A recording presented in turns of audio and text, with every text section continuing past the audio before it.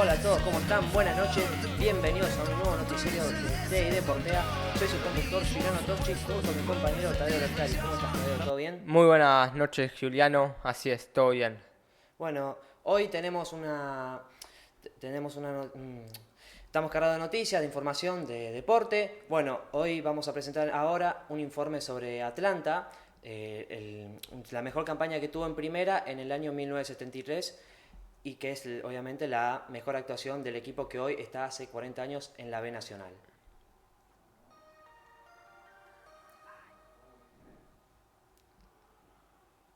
Atlanta, Ahí nos histórico quedamos club medio... en el fútbol argentino con 120 años.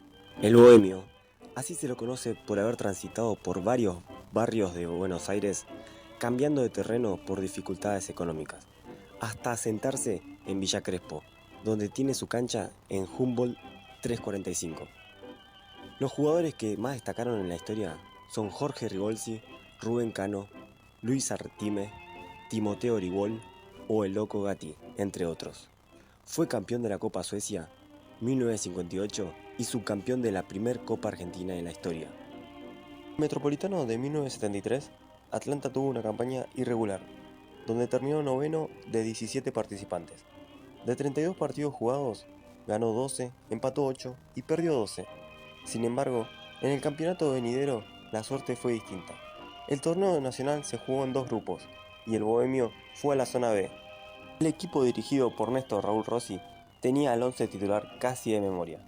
Empezando por Hugo Carballo en el arco, en la defensa se encontraba a Santiago Pata Rico, Héctor Gorrión López, Osvaldo Baby Cortés, Jorge Russo Ribolsi, en el medio jugaba Osvaldo Nene Gutiérrez, Alejandro Tano Onís, Aldo Pichón Rodríguez y Rubén Cano. Arriba con la número 10, Juan Fierro Gómez Boglino y Héctor Candau con la 11. Era un hombre que daba muchísima confianza a los jugadores, eh, era casi un amigo de todos y sobre todo confianza y esa característica que influye muchísimo en el ánimo de un jugador, ¿no? El dar ánimo y el dar confianza, ¿no? Lo más destacado era el equipo. Dicho esto, había jugadores como Rubén Cano, Gómez Boglino, que salió goleador de Nacional, máximo goleador del campeonato, pero cada uno en su sector de la cancha, digamos, un Babi Cortés, un Néstor López, un mediocampo que estaba Tanoni, estaba Puchón, yo, Palito Cano, es decir, el nivel era parejo. Tal vez sobresalían un poco más por los goles también, como Encano, como Boglino, pero era un equipo en lo individual muy buenos jugadores y en lo grupal conformamos un equipo de buen fútbol. 7 de ellos eran salidos de las inferiores del club: López, Cortés, Ribolsi, Gutiérrez, Onís, Rodríguez y Cano. Atlanta debutó con una gran victoria por 3-1 frente a Independiente, que venía de ser campeón de la Copa Libertadores. Luego derrotó 4-2 a Ferro, con 3 goles de Gómez Boglino, y en la siguiente fecha llegó la primer derrota. Perdió contra Huracán por 1-0. El Huracán de Menotti, recordado por todos los quemeros. Posterior a esa derrota, tuvo una racha de 4 triunfos al hilo. 3-1 ante Chacarita, el histórico clásico, 2-0 ante Gimnasia de la Plata, 5-3 contra Argentinos Juniors y 2-1 ante Belgrano en Villa Crespo. Luego fue derrotado por 1-0 ante Atlético Tucumán e igualó 2-2 con Desamparados y 1-1 ante Chaco Forever. Volvió a la victoria luego de 2 partidos en la fecha 11 al derrotar 3-1 a Independiente Rivadavia y encandiló una serie de 2 triunfos consecutivos: 2-0 a Kimberley y 1-0 ante Rosario Central.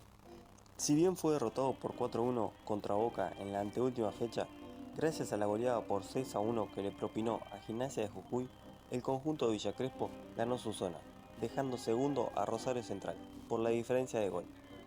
El torneo se definiría en un cuadrangular final y el primer partido ante San Lorenzo de la Bombonera terminó en empate sin goles. 5 días después cayó ante Rosario Central y en la última fecha igualó 2-2 ante River. Y con el tercer puesto obtenido concluyó su mejor participación en un campeonato de primera división. Fue el mejor equipo de Atlanta. Tuvimos la posibilidad de llegar a la final con 3 grandes equipos, Rosario, River y San Lorenzo, y tuvimos la oportunidad de ser campeón. Creo que no fuimos campeones por la juventud que había en el plantel y bueno, los resultados también.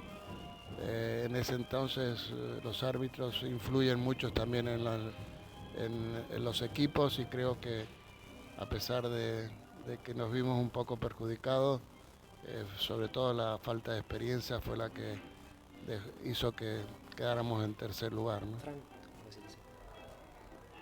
Este tercer puesto es su mejor marca entre las 64 temporadas que estuvo en la máxima categoría del fútbol argentino, contando la era amateur y el profesionalismo.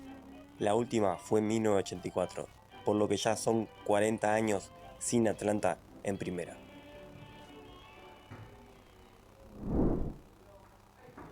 Bueno, tenemos novedades de San Lorenzo. Tenemos que dirigirnos a Boedo con nuestro movilero Francisco Romero. ¿Cómo andás, Fran? ¿Todo bien?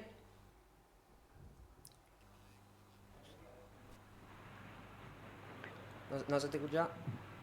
No se te escucha. Juli, Ahí ¿está se bien? escucha. Hola, ¿Se Fran, escucha? ¿cómo estás? ¿Todo bien? Se escucha bien. ¿Ahí se escucha? Sí, Sí, sí. se escucha perfectamente. Buenísimo. Estamos de Boedo. Hoy no hubo partido en el fútbol argentino, pero el club que dio más que de hablar fue San Lorenzo. Presentaron a Miguel Ángel Russo, que era una notición para el club después de tantas malas. Y están muy alegres los hinchas. Es un entrenador muy importante, de renombre. El entrenador de 68 años ya. Consiguió campeonato con Lanús, con Estudiantes, con Boca, Rosario Central hace poco. Y Fran, bueno, se fue Pipi Romagnoli de San Lorenzo. ¿Cómo me podés tirar las estadísticas? ¿Cómo le fue al Pipi en su ciclo con el Ciclón? Sí, bueno, el ruso viene a reemplazar a Romagnoli, que tuvo 26 partidos, en malos números, 7 victorias apenas conseguidas, 9 empates y 10 derrotas. Lo más importante que pudo conseguir es que clasificó a los octavos de final Libertadores cuando parecía que estaba ya acabada la participación en la Libertadores. Compartía grupo con Palmeiras, Independiente del Valle y Liverpool, y en los primeros 3 partidos no había conseguido victoria, recién en la cuarta fecha. A ver, bueno, Fran, si mal no recuerdo, si me podés recordar, porque no es el primer ciclo de Russo en San Lorenzo, el DT ya tiene experiencia dirigiendo al Ciclón. ¿Me podrías recordar un poco cómo fue esa experiencia? Bueno, sí, ya es su segundo ciclo. El primero fue en 2008 hasta 2009. Arrancó en la Apertura 2008, casi sale campeón, consiguió en total en su estadía en San Lorenzo 35 partidos, ganó 17, empató 14 y perdió 5. Y en el torneo ese que le digo, no sé si se acuerdan que se había definido en un triangular polémico. Así es. Y Fran, Sí, ¿me podés hablar un poco sobre el penal que erró San Lorenzo en el partido con Godoy Cruz, que propició la salida de Romagnoli? sí, la del polaco, la última es casi la sentencia de por qué terminó renunciando a Romagnoli. Justo hoy en una de las declaraciones dijo que Russo, que te puede pasar una vez, pero 2 veces no te puede pasar, ya que en el anterior equipo también en un momento importante que peleaban el descenso, también la picó y le terminó agarrando. Y bueno, y ahora justo con el tema de los descensos, hoy en la asamblea de la AFA se determinó para la próxima temporada, en el 2025, los 30 equipos, y este año se anulan totalmente los descensos. ¿Cómo afecta eso a San Lorenzo? También se le consultó eso en la conferencia y Russo dijo que jamás en ningún momento se le había cruzado pensar en el descenso. San Lorenzo está a 8 puntos, pero con la confirmación de que se anulan los descensos ya están casi aliviados, y con el promedio están la del año que viene van a tener que prestar más atención, pero dijeron que están tranquilos de la parte de Russo. Y también, por último, Fran, te quiero consultar sobre el apriete de la barra hacia los jugadores. ¿Cómo terminó esa situación? Y se dice que hubo 50 barra bravas que entraron al vestuario y hablaron con los jugadores.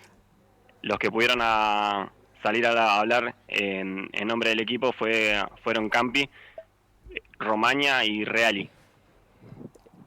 Bueno, muchas gracias, Fran. Así es. Bueno, muchas gracias. Y ahora vamos a presentar un off sobre la situación que está atravesando Chile y más concretamente el entrenador técnico, Gareca.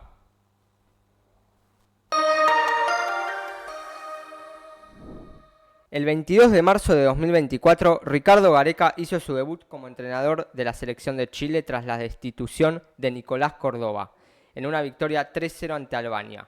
Luego jugó contra Francia, en donde cayó 3-2 y volvió al triunfo con una goleada a Paraguay.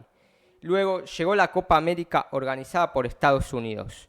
En su debut igualó sin goles ante Perú y luego perdió por la mínima diferencia ante Argentina. La fase de grupos la cerró con un nuevo empate sin goles ante Canadá. La selección chilena, bajo la tutela de Gareca, se despidió de la competición en primera ronda y sin marcar un solo tanto. Luego del final del torneo y la consagración de Argentina, La Roja viajó a Buenos Aires para enfrentarse al campeón y cayó goleado 3-0.